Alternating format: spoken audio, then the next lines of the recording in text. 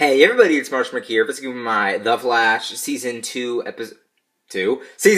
Episode 2 review and rundown. I've been so confused about Gotham and Supergirl and Arrow and so it's kind of confusing after a while. But anyway, The Flash Season 3, Episode 2 review. A lot of stuff. I feel like this episode was much stronger and much easier to watch rather than last week. I gave last week a kind of bad review just because it was way too rushed. It didn't have what it took. TikTok.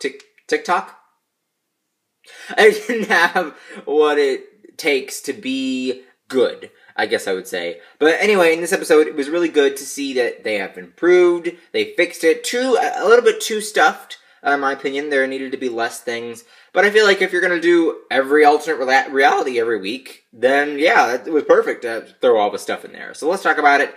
I did like the back half of this episode. Loved the back half. John Wesley's ship. We've got KillerFrost. We've got Vibe. We've got, all this fun stuff. Kind of Iris and Barry. I feel like I'm kind of not liking it now, and we'll talk about that. But let's talk about the beginning and what happens. So, Barry ends up coming back. He finds out that all this stuff is different from the last episode. He goes to Star City, tells Felicity. Now, again, I do like Felicity. I've always liked her, but she's kind of good, kind of not. Some days I like her, some days I don't. I just didn't happen to like her this week. I thought, this is the Flash. You could have used all that time to do something else. And I know that they were trying to explain it, but still, the Flash writers have done amazing work in the past. They could have explained how this happened in some other way with some other character. Although they did have to set up the Diggle arc, so I understand why they did what they did. And I guess that's what this CW verse is for, to be able to cross over and do different things and set up different things. And I like how they're coming together. I think that Supergirl is much more connected now to all of their shows. I feel like Legends has done a really great job of making itself big in the center of all of this. I feel like Vixen's a really great animated show with all of the characters coming over in that. But now Vixen's coming in here, a different version, but still. I feel like Arrow did really well with its premiere, and I feel like The Flash is just also right in the center, kind of being able to cross over everywhere. So I like it quite a bit. I think it's really nice to have that. But again, I just think I didn't feel Felicity too much in this episode. I did like the thing about pudding, though, because who doesn't love pudding? I actually don't like pudding, but I do like Barry Allen, so we'll go with that. But I like how he explained everything. I like the whole explaining montage of showing different things about Cisco and his brother. We'll talk all about that. And about Iris and Joe, Rivals returns. I don't know if they talk about that. They don't talk about that right there, but, he still returned.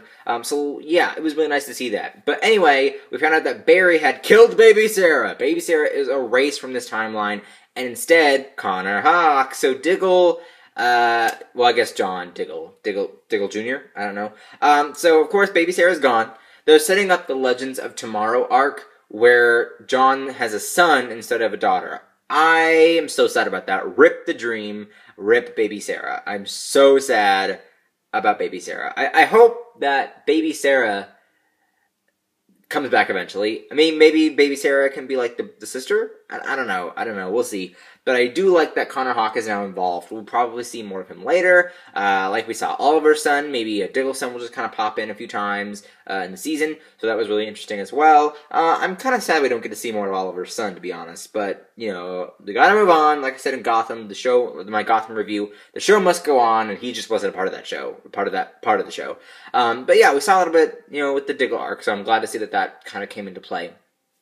Meanwhile, back in Central City, Tom Felton joins the Flash. Yes, I love the Draco Malfoy vibes. I don't think they made any Harry Potter jokes yet. Hope they do, because I want to see some Harry Potter jokes about Draco Malfoy, right? Wouldn't it be great if they had the actor who played Lucius on the show? Oh, that would be so cool. And like he was his actual dad on the show, Flash 2. That would be amazing, but Tom Felton has joined as Julian Albert. Now, if you don't know, Easter egg from the comics, Albert is the first name of Doctor Alchemy. And obviously, since we didn't find out who Doctor Alchemy was, and there's no excuse for Julian, I feel like Julian is Doctor Alchemy. In the comics, Doctor Alchemy had a split personality where he didn't know he was Doctor Alchemy, so I think that's what's going to happen here. Maybe Julian doesn't know he is this villain with the Philosopher's Stone. I guess that's kind of an Easter egg for Harry Potter. The Sorcerer's Stone is sometimes called the Philosopher's Stone, so I guess that's kind of an Easter egg. The Philosopher's Stone is from the comics. Dr. Alchemy does use that, so that's kind of an Easter egg as well. Dr. Alchemy is appearing to be the big villain of the season. Obviously, I think that there might be a better villain for this season. We might have Savitar. I think that's his name. Salvatore. I can't remember. There's a villain that's like this big villain that's coming into the show. I think his name is either Savitar or Salvatore, but I can't remember for sure.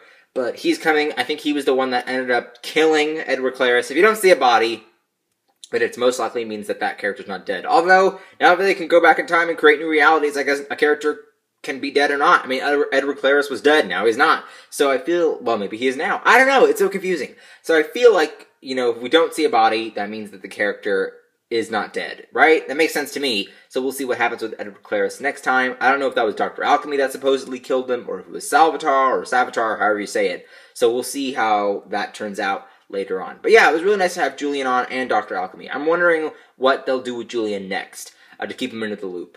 So everything's changed. Iris and Joe aren't talking anymore because of Iris's mom. They resolved that in the first Earth. Let's see what they do with this timeline.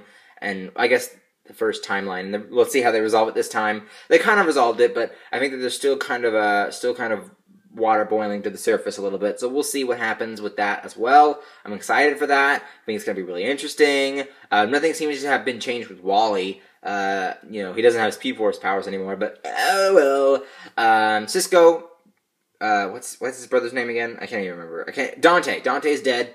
It was really interesting to see how they played that out. I thought he was dead in the old timeline, but he wasn't dead. I forgot that he was actually saved, and that his doppelganger died. And we had a huge discussion about doppelgangers back on Gotham. My review for that.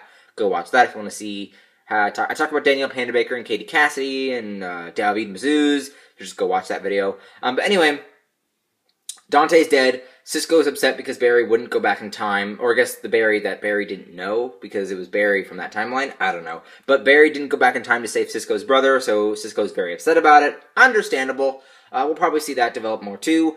Vibe, yes, but the whole Vibe suit, I guess it was kind of an Easter egg, but also like a foreshadowing that Vibe will be on the show eventually. He was kind of on the show tonight with the Gauntlets stopping Edward Claris. Really great. I'm excited to see where they take the Vibe costume and where they take the Vibe persona.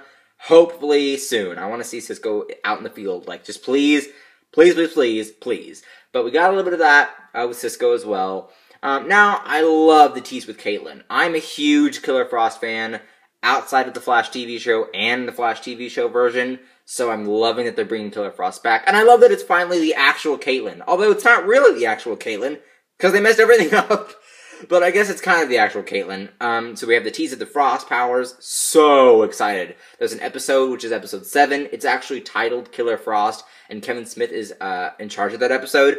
So will we see Caitlin finally become a villain for permanent now? I hope so. I hope so.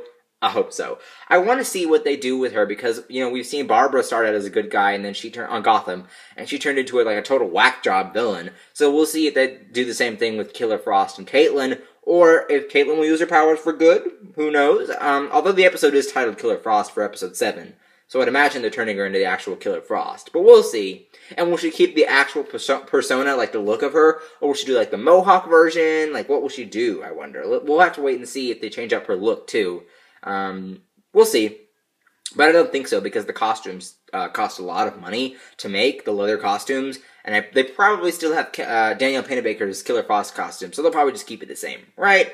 Or maybe she won't look like that. Maybe she'll just be a regular old Caitlin with the Frost powers. We don't know. We don't know what's going to happen with KillerFrost, but I'm so excited that she's coming back.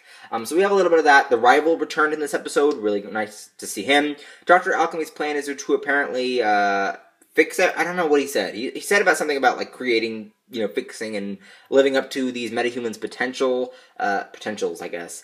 So we saw that with Edward Claris. We're going to see that with some other metahumans. That means there are more metahumans around with the husks that they found around Central City. We'll see more of that happen. I'm excited to see where they take some new villains. Mirror Master, please. I just want to see Mirror Master. But we hopefully we'll get Mirror Master. Hopefully we'll get some of the old villains back. We'll see. We'll see what happens. I really like in Season 1 that they were just villain every episode. It didn't work for Gotham. I think that Gotham, it didn't work to have a villain every, like, one episode. But with The Flash, it helps. It just keeps going and around. Just keep going with more villains. Pretty great, right? They're really good at time management with their villains. So we'll see what happens next time. and if there's more metahumans running around. I don't think I left anything out. If I did, comment down below. Oh no, John Wesley Shipp, we gotta talk about him. So John Wesley Shipp is back. This was about all the back half stuff. So I did not like, I hated that Barry tried to go and fix it again. He was like running and had that same opening portal animation from the CG department. I was like, no, Barry, you can't keep doing this. And I'm glad that John Wesley Shipp, which is Jay Garrick, grabbed him out into like the 1990s. That was a huge Easter egg, like the 1998, because John Wesley Shipp was Barry in the 1990s. So I like that they included that as well. And I like that the talk that Jay gave to Barry, you know, this is like a cup. It fractures every time. It's going to keep fracturing. I've made the same mistakes. Loved it. I can't wait to see if John Wesley Shipp comes back. He liked my tweet about how it's always a pleasure to have him on. That's cool. So I can't wait to see if he comes back for more kind of like cameos. So I think I got everything. If I didn't, comment down below and we'll do another video about it. But yeah, this episode, so good. I loved it quite a bit. What did you guys think about it? Comment down below. Links down there to my other videos. Links down there to my Twitter, Instagram, Vine, vlog channel, and gaming channel. Don't forget to like and favorite this video. Don't forget to subscribe, and I will see you guys later. Bye-bye.